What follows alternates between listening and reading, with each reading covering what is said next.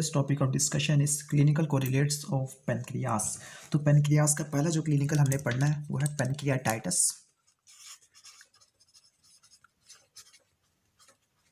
pancreatitis का मतलब होता है pancreas की इन्फ्लेमेशन होना। तो इसका एक बेसिक फ्लो चार्ट हम बनाते हैं यहाँ पर। तो इसमें हम pancreas को यहाँ पे लिखेंगे, pancreatitis को, और पेनक्रियाटाइटिस का मतलब होगा inflammation of pancreatic tissue is called pancreatitis. Inflammation of pancreatic tissues is called pancreatitis. और पेनक्रियाटाइटिस आके लीड करेगा पेनक्रियाटिक फेल्योर में, जिसमें पेनक्रियाज अपना फंक्शन सही तरह नहीं कर सकता।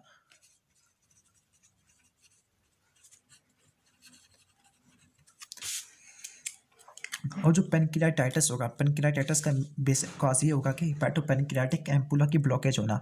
नॉर्मली जो बाइल डक्ट होती है, बाइल डक्ट हेपाटोपेनक्रियास के अंदर आके मेन पेनक्रियाटिक डक्ट से मिलने के बाद बनाती है हेपाटोपेनक्रियाटिक एम्पुला। वो हेपाटोपेनक्रियाटिक एम्पुला सेकंड पार्ट ऑफ डुodenum के अंदर एंटर होता है। फॉर एग्जांपल आप इस डायग्राम में देखिएगा, इस डायग्राम में आपको ब्लू रंग का ये नजर आ रहा है कि बाइल डक्ट, और ये बाइल डक्ट और मेन पेनक्रियाटिक डक्ट दोनों ने मिलकर बनाया हेपाटोपेनक्रियाटिक एम्पुला। एक डायलेशन बन गई और hepatopancreatic ampulla second part of duodenum में यानी डिसेंडिंग पार्ट ऑफ डुodenum में एंटर होगा at the summit of major duodenal papilla. तो अगर किसी तरह अगर हम हेपाटोपेनक्रियाटिक एम्पुला को ब्लॉक कर दें, तो ब्लॉक कर देंगे तो फिर पेनक्रियास की सिक्रेशन और बाइल डक्ट की सिक्रेशन ये आगे डुodenum के अंदर एंटर नहीं होगी। जब ये डुodenum के अंदर एंटर नहीं होगी तो फिर बाइल और पेनक्रियाटिक टिश्यू बाइल और पेनक्रियाटिक जूस यहाँ पे ज़्यादा एक्यूमुलेट होता रहेगा। फिर वो बाइल और पेनक्रियाटिक जूस बजाय डुodenum में एंटर हो जाने के, क्योंकि आगे रास्ता बंद हुआ है, वो इस पेनक्रियाटिक डक्ट से होता हुआ पेनक्रियास में चला जाएगा। और चूंकि बाइल में और पेनक्रियाटिक जूस में एंजाइम वाली सिक्रेशन है, तो ये जो एंजाइम्स हो गए पेनक्रियास को डाइजेस्ट कर देंगे। जब ये पेनक्रियास को डाइजेस्ट कर देंगे तो फिर इस कंडीशन को बोलेंगे पेनक्रियाटाइटिस यानी इन्फ्लेमेशन ऑफ पेनक्रियास। तो अगर हमने हेपाटोपेनक्रियाटिक एम्पुला को ब्लॉक करना है तो उसके दो ही तरीके हो गए। या तो मैं किसी तरह ये कर दूं कि हेपाटोपेनक्रियाटिक एम्पुला के अराउंड एक स्फिंक्टर होता है, इसको बोलते हैं स्फिंक्टर ऑफ ओडी। तो स्फिंक्टर ऑफ ओडी में स्पाज्म हो जाए, जिसकी वजह से हेपाटोपेनक्रियाटिक एम्पुला आगे से ऑब्स्ट्रक्शन हो जाएगी, ये ब्लॉक हो जाएगा। या फिर ये हो सकता है कि जो गाल स्टोन होती है गाल ब्लैडर के, वो गाल स्टोन यहाँ से होता हुआ बाइल डक्ट से होता हुआ यहाँ पे आ जाए और वो हेपाटोपेनक्रियाटिक एम्पुला को ब्लॉक कर दे, जिसकी वजह से हेपाटोपेनक्रियाटिक एम्पुला अपनी सिक्रेशन को सेकंड पार्ट ऑफ डुodenum के अंदर एंटर ना कर सके। तो फिर दो तरीके होते हैं हेपाटोपेनक्रियाटिक एम्पुला को ब्लॉक करने के, या तो मैं स्फिंक्टर ऑफ ओडी की कॉन्ट्रैक्शन को बढ़ा दूं यानी इसको स्पाज्म में ले जाऊं, या फिर ये हो सकता है गाल स्टोन है, वो गाल स्टोन हेपाटोपेनक्रियाटिक एम्पुला की ऑब्स्ट्रक्शन काज करेगी। तो फिर इसका जो बेसिक काज होगा वो होगा blockage of hepatopancreatic ampulla, blockage of pancreatic ampulla. और जो ब्लॉकेज होती है हेपाटोपेनक्रियाटिक एम्पुला की, वो बेसिकली दो तरीके से हो सकती है। या तो गाल स्टोन हो और वो गाल स्टोन ट्रैवर्स करते हुए आ जाए बाइल डक्ट से होते हुए हेपाटोपेनक्रियाटिक एम्पुला तक आ जाए, या फिर वो हम ये कराए कि स्फिंक्टर ऑफ ओडी की स्पास्टिक कॉन्ट्रैक्शन यानी स्पाज्म ऑफ स्फिंक्टर। जब हेपाटोपेनक्रियाटिक एम्पुला के ब्लॉकेज होगा तो बाइल और पेनक्रियाटिक जूस डुodenum में एंटर नहीं हो सकेगा।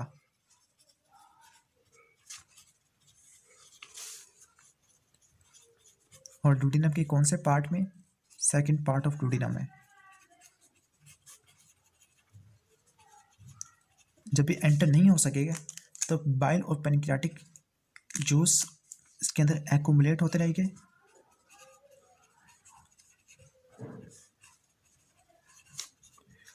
कि एक्यूमुलेशन होगी हेपाटोपेनक्रियाटिक एम्पुला में। जब इनकी एक्यूमुलेशन होगी एम्पुला में तो फिर ये मटेरियल या फिर ये लिक्विड फ्लूइड ये जा सकता होता है पेनक्रियास में। और ये कैसे होगा? पेनक्रियाटिक डक्ट के थ्रू। नॉर्मली पेनक्रियाटिक डक्ट को सराउंड करने वाला एक स्फिंक्टर होता है, उसको बोलती है पेनक्रियाटिक स्फिंक्टर। लेकिन अगर पेनक्रियाटिक स्फिंक्टर इतना ज़्यादा बाइल जूस के प्रेशर को बर्दाश्त ना कर सका, बाइल जूस का मतलब बाइल और पेनक्रियाटिक जूस, तो फिर जो पेनक्रियाटिक स्फिंक्टर है वो इसको मज़ीद होल्ड नहीं कर सकता। फाइनली पेनक्रियाटिक स्फिंक्टर हार मान लेगा और ये पेनक्रियाटिक डक्ट से होते हुए पेनक्रियास में चले जाएंगे और जब ये सब्सटेंस या फिर मटेरियल पेनक्रियास में जाएगा तो पेनक्रियास की इन्फ्लेमेशन काज करेगा। उस कंडीशन को बोलते हैं पेनक्रियाटाइटिस। और पेनक्रियाटाइटिस हो गया तो पेनक्रियास डैमेज हो जाएगा। जब पेनक्रियास डैमेज हो जाएगा तो अपना फंक्शन ही कर सकेगा। इस कंडीशन को बोलते हैं pancreatic failure. Next should be cholangiopancreatography. Cholangio word mostly use होता है बिलियरी ऑपरेटर्स के लिए। पेनक्रियाटो वर्ड यूज होता है पेनक्रियास के लिए। ग्राफी का मतलब होता है विजुअलाइजेशन, यानी किसी चीज़ को देखना, चाहे वो रेडियोग्राफ के जरिए चाहे वो अल्ट्रासाउंड के जरिए हो। तो फिर नेक्स्ट क्लिनिकल हम जो पढ़ेंगे उसका नाम है कोलेंजियो पेनक्रियाटोग्राफी। कोलेंजियो पेनक्रियाटोग्राफी। कोलेंजियो का मतलब liver plus biliary operators.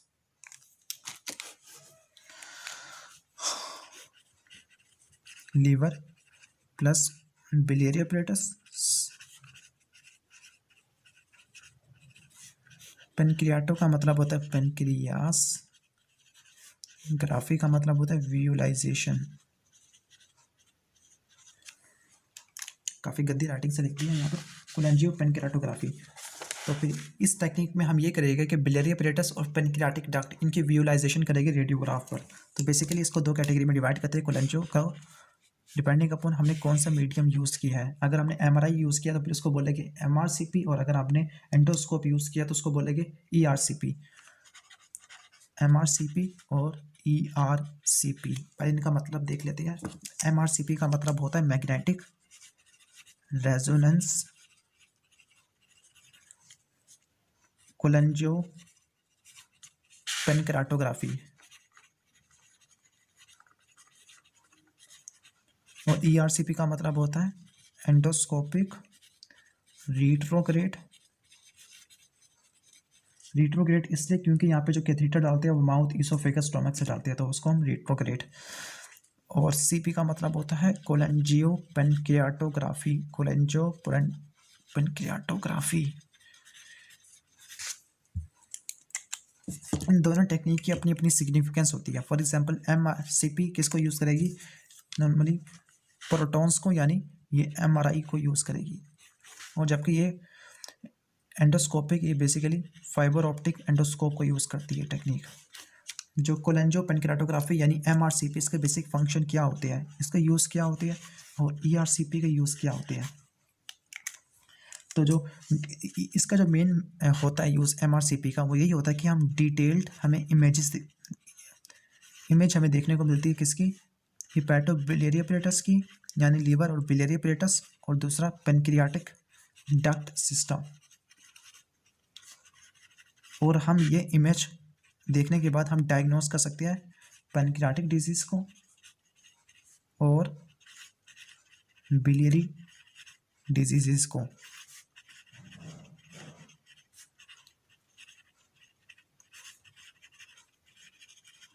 ERCP में हम बेसिकली एंडोस्कोप यूज़ करते हैं। वो एंडोस्कोप माउथ, स्टोमक, इसोफेगस से होता हुआ डूडिनम से मेजर डूडिनल पैपिला, और फाइनली हम जाता होता है वो बाइल डक्ट और पेनक्रियाटिक डक्ट में जाता होता है।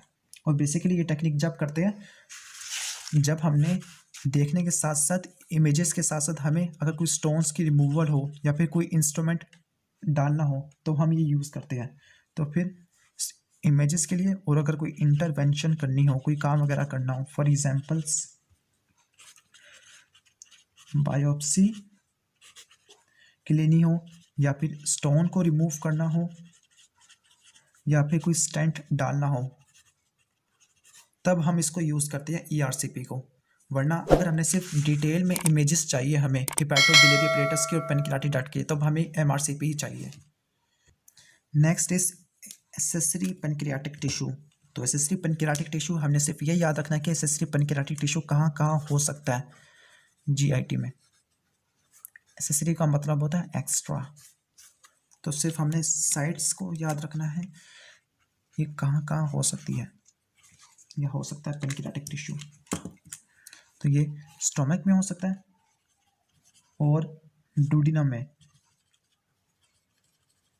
और ये बहुत ज़्यादा मोस्ट कॉमन केस होता है कि स्टोमक में या डूडिनम में हमें एसेसरी पेनक्रियाटिक टिश्यू देखने को मिलता है। इसके बाद जो होता है वो आइलियम में और इसके बाद जो होता है वो आइलियल डाइवर्टिकुलम, जिसको हम बोलते हैं मैकल केव, सॉरी मैकल केव नहीं, मैकल डाइवर्टिकुलम। मैकल केव तो ट्राइजेमिनल गैंग्लिया के लिए होता है। आइलियल डाइवर्टिकुलम ये हो गया। Next clinical is rupture of pancreas, pancreas का रप्चर होना, यहाँ पे लिख सकते हैं पेनक्रियाटिक रप्चर। अब एक सवाल ये आता है कि pancreas, why pancreas is not usually puncture, कि पेनक्रियास का जो पंक्चर लिख दिया यहाँ पर रप्चर इसका पेनक्रियास का कॉमन क्यों नहीं है, यानी पेनक्रियास की प्रोटेक्शन किन किन फैक्टर के ऊपर डिपेंड कर रही है। तो पेनक्रियास की प्रोटेक्शन के लिए कौन कौन से फैक्टर्स होते हैं। पहली बात, जो पेनक्रियास है ये एब्डोमेन में सेंट्रली लोकेटेड होता है, तो पहले इसकी सेंट्रल पोजीशन ये इसकी प्रोटेक्शन प्रोवाइड करती है। दूसरी ये कि ये पाल्पेबल नहीं होता, जब ये पाल्पेबल नहीं होता तो फिर इसको डैमेज करना भी मुश्किल नहीं बल्कि नामुमकिन है। तो पाल्पेबल नॉट यानी इम्पाल्पेबल है। तीसरा ये हो सकता है कि अगर थोड़ा बहुत डैमेज हो भी जाए तो उसके पास फंक्शनल रिजर्व टिश्यू होता है, फंक्शनल रिजर्व टिश्यू होता है। जिस तरह लीवर के पास होता है कि लीवर का कोई पार्ट डैमेज हो जाए तो फिर जो रिमेनिंग पार्ट होता है वो डिवाइड करके माइटोसिस के थ्रू वो रीजनरेट कर सकता होता है। तो फिर इसके पास फंक्शनल रिजर्व टिश्यू होता है, जिसकी वजह से हम कह सकते हैं कि पेनक्रियास की प्रोटेक्शन इन्हीं 3 फैक्टर्स की वजह से होती है। लेकिन बाज़ वक़्त ऐसा होता है कि सीवियर ट्रॉमा हो जाए तो उसकी वजह से पेनक्रियास भी रप्चर हो जाता है, और ये ऑटोमोबाइल एक्सीडेंट में रिलेटिवली ज़्यादा कॉमन होता है। तो फिर हमने सिर्फ ये देखना है कि इसके इफेक्ट क्या होती है पेनक्रियास के रप्चर हो जाने के। फॉर एग्जांपल अगर पेनक्रियास का रप्चर होता है तो फिर हमें क्या क्या इफेक्ट देखने को मिलेगी। तो पेनक्रियाटिक रप्चर होगा, अगर पेनक्रियास का रप्चर होता है तो फिर इसकी डक्ट सिस्टम में हमें टेयर देखने को मिलता है, और अगर डक्ट सिस्टम में टेयर होगा तो फिर जो पेनक्रियाटिक जूस होगा वो पेनक्रियाटिक जूस बजाय आगे मूव करने के वो उसके पैरेन्काइमा की तरफ चला जाएगा। पैरेन्काइमा का मतलब फंक्शनल टिश्यू। तो पेनक्रियाटिक रप्चर हुआ, पेनक्रियाटिक रप्चर ने डक्ट सिस्टम को डिस्ट्रॉय कर दिया, डक्ट सिस्टम के डिस्ट्रॉय हो जाने की वजह से पेनक्रियाटिक जूस पैरेन्काइमा की तरफ चला गया, पैरेन्काइमा आगे डैमेज हो जाएगा तो इसकी वजह से पेनक्रियाटिक फेल्योर हो जाएगा, जिसकी वजह से पेनक्रियास अपना फंक्शन नहीं कर पा रहा। तो ये था रप्चर ऑफ पेनक्रियास। इसके बाद देखते हैं हम पेनक्रियाटेक्टमी, यानी ये पेनक्रियाटेक्टमी का मतलब पेनक्रियास को रिमूव कर देना, और ये पेनक्रियाटेक्टमी इसलिए करती है ताकि अगर कोई पेनक्रियास का कैंसर हो गया या पेनक्रियास का रप्चर हो गया तो उस रप्चर पार्ट को या फिर कैंसरस पार्ट को रिमूव कर देना। तो फिर इस कंडीशन को बोलते हैं पेनक्रियाटेक्टमी। और ये भी नॉर्मली वही वाली बात हो गई कि अगर कंप्लीट को निकाल दे तो फिर टोटल पेनक्रियाटेक्टमी, अगर कुछ पार्ट को निकाल दो तो फिर पार्शियल या सब टोटल पेनक्रियाटेक्टमी। तो यहाँ पे लिख देते हैं पेनक्रियाटेक्टमी, यानी पेनक्रियास का सर्जिकल रिमूवल होना। इसमें बेसिकली हमने एक दो पॉइंट्स को देखना है, वो ये है कि जो सर्जिकल रिमूवल बॉडी की और टेल की, ये रिलेटिवली ईजी होती है और लेस डिफ़िकल्ट होती है, क्योंकि यहाँ पे जो ब्लड सप्लाई इतनी ज़्यादा एक्सटेंसिव नहीं होती, और यहाँ पे लिम्फ नोड की ड्रेनेज वगैरह ये भी इतनी ज़्यादा एक्सटेंसिव नहीं होती, और यहाँ पे एनाटॉमी का रिलेशनशिप भी काफ़ी ज़्यादा इजी होता है। लेकिन जो उसके हेड और इसके साथ साथ हमें बाइल डक्ट और डूडिनम, इन 3 स्ट्रक्चर्स की रिमूवल काफ़ी ज़्यादा डिफ़िकल्ट होती है। अब डिफ़िकल्ट क्यों होगी, क्योंकि यहाँ पर हमें काफ़ी ज़्यादा कॉम्प्लेक्स रिलेशनशिप देखने को मिलती है आपस में, कॉम्प्लेक्स इंटर रिलेशनशिप, और दूसरी तरफ यहाँ पर काफ़ी ज़्यादा एक्सटेंसिव ब्लड सप्लाई होती है, जिसकी वजह से यहाँ पर हैमरेज होने के चांसेस भी ज़्यादा हो गए, और हैमरेज अगर ज़्यादा हो गया तो फिर ब्लड प्रेशर ड्रॉप हो जाएगा। ये तो हो गया पेनक्रियाटेक्टमी। अब लास्ट क्लिनिकल हम पेनक्रियास का पढ़ रहे हैं, उसका नाम है पेनक्रियाटिक कैंसर, और ये काफ़ी इंपॉर्टेंट क्लिनिकल है, पेनक्रियाटिक कैंसर। पेनक्रियाटिक कैंसर को पढ़ने के लिए हमें इसको 2 कैटेगरी में डिवाइड कर देते हैं कि पेनक्रियाटिक कैंसर अगर हेड का हुआ है तो फिर इसकी क्या फीचर्स देखने को मिलेगी, और पेनक्रियाटिक कैंसर अगर हुआ है टेल और बॉडी का, तो फिर हमें क्या क्या फीचर्स देखने को मिलेंगे। तो पैनक्रियाटिक कैंसर कहाँ कहाँ हो सकता है बेसिकली, एक यहाँ पे लिख देते हैं हेड ऑफ पैनक्रियास, और दूसरा यहाँ पे होगा body and tail of pancreas. अभी हमने देखा है कि जो हेड ऑफ पैनक्रियास के अंदर बाइल डक्ट आती है, और बाइल डक्ट और मेन पैनक्रियाटिक डक्ट दोनों मिलकर हिपैटोपैनक्रियाटिक एम्पुला और hepatopancreatic ampulla second part of duodenum में एंटर होता है at the summit of major duodenal papilla. तो अगर हेड ऑफ पैनक्रियास का कैंसर होता है तो फिर जो कैंसरस टिश्यू हो गए वो बाइल डक्ट की ऑब्स्ट्रक्शन करेंगे। जब बाइल डक्ट की ऑब्स्ट्रक्शन हो जाएगी तो फिर जो बाइल पिगमेंट्स हो गए वो आगे नहीं जा सकेंगे, जिसकी वजह से हम कह सकते हैं कि यहाँ पर जॉन्डस हो जाएगा। और वो जॉन्डस भी किस कैटेगरी का होगा, ऑब्स्ट्रक्टिव जॉन्डस, क्योंकि यहाँ पे जो बाइल डक्ट की ऑब्स्ट्रक्शन हुई है और जो बाइल पिगमेंट जिसको रिमूव हो जाना चाहिए था उनकी रिटेंशन हो गई। तो यहाँ पर कंजुगेटेड बिलिरुबिनिया हमें देखने को मिलेगा, कंजुगेटेड हाइपर बिलिरुबिनिया। तो हेड ऑफ पैनक्रियास, तो हेड ऑफ पैनक्रियास का अगर कैंसर हो गया तो फिर हेड ऑफ पैनक्रियास के कैंसर हो जाने की वजह से हमें बाइल डक्ट की ऑब्स्ट्रक्शन देखने को मिलेगी। और अगर बाइल डक्ट की ऑब्स्ट्रक्शन होती है तो फिर ऑब्स्ट्रक्टिव जॉन्डस होगा, और जॉन्डस का मतलब होता है स्किन की और म्यूकस मेम्ब्रेन की येलोविशनेस। इसके बाद जो बॉडी और टेल है, अगर इनका कैंसर होता है तो फिर जो स्ट्रक्चर कॉम्प्रेस हो गए उनके नाम है इंफीरियर वेना केवा और पोर्टल वेन। पोर्टल वेन क्यों, क्योंकि पोर्टल वेन नेक और पैनक्रियास के पीछे से जाती होती है। यहाँ पर मुझे टेल नहीं लिखना चाहिए था, यहाँ पर बॉडी और नेक है। तो जो नेक के पीछे से जो स्ट्रक्चर पास करता होता है उसका नाम है पोर्टल वेन, और जो बॉडी है उसके पीछे इंफीरियर वेना केवा। तो बेसिकली यहाँ पर हमें कंप्रेशन किन किन का देखने को मिलेगा, इंफीरियर वेना केवा का और पोर्टल वेन का, यहाँ का हमें कंप्रेशन देखने को मिलेगा। तो ये थे इसके इफेक्ट्स। ट्रीटमेंट क्या होगा अगर हेड का कैंसर हुआ है, या फिर ट्रीटमेंट क्या होगा जब बॉडी या फिर नेक का कैंसर हुआ है। फॉर एग्जांपल अगर हेड का कैंसर हुआ है तो फिर जो टेक्निक या फिर प्रोसीजर परफॉर्म किया जाता है इसको ट्रीट करने के लिए, उसको बोलते हैं विपल प्रोसीजर। और जो बॉडी और नेक ऑफ पैनक्रियास, इसका अगर कैंसर होता है उसको ट्रीट करने के लिए जो प्रोसीजर किया जाता है उसका नाम है डिस्टल पैनक्रियाटेक्टमी। डिस्टल पैनक्रियाटेक्टमी, क्योंकि ये डिस्टल पार्ट होती है पैनक्रियास के और हेड एक प्रोक्सिमल पार्ट है। ओके, और विपल प्रोसीजर को हम बोल सकते हैं पैनक्रियाटो डुोडेनेक्टमी, क्योंकि ना सिर्फ यहाँ पे पैनक्रियास बल्कि डुोडेनम का पार्ट को भी रिमूव करेगा, क्योंकि हेड ऑफ पैनक्रियास का एक इंपॉर्टेंट रिलेशनशिप होता है डुोडेनम के साथ, वो हम डुोडेनम वाले सेक्शन में ज़रूर देख लेंगे। तो ये था पैनक्रियाटिक कैंसर जो हेड का भी हो सकता है और बॉडी और नेक का भी हो सकता है। तो पैनक्रियास के तमाम क्लिनिकल्स खत्म हो गए। अगर वीडियो पसंद आई तो फिर वीडियो को लाइक ज़रूर कीजिएगा और चैनल को सब्सक्राइब कर लीजिएगा। Thanks for watching this video. Allah.